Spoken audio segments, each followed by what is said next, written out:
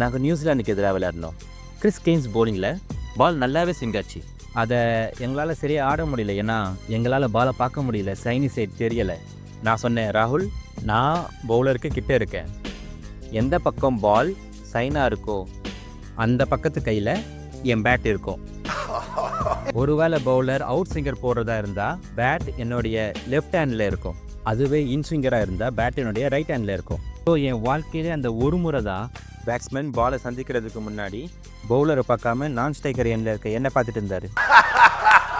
அதுக்கப்புறம் cover டிரைவில் 2-3 boundary வந்தது. கிறிஸுக்கு என்ன நடக்குதுன்னே தெரியல. கொஞ்ச நேரத்தில் அவங்க கண்டுபிடிச்சிட்டாங்க இது நடக்குதுன்னு. அப்புறம் கிறிஸ் பாலை கிராஸ் டீமில் பிடிச்சி ஒரு பால் போட்டுட்டு அங்கே என்ன நடக்குதுன்னு பார்க்காம திரும்பி என்னை பார்த்து இப்போ என்ன பண்ணுவேன்னு கேட்டான். ஆனால் கிறிஸுக்கு தெரியாதுன்னு நான் ஏற்கனவே சொல்லியிருந்தேன், ராகுல், எனக்கு என்ன பால்னு தெரியலன்னா நான் பேட்டை நடுவில் பிடிச்சிருப்பேன்.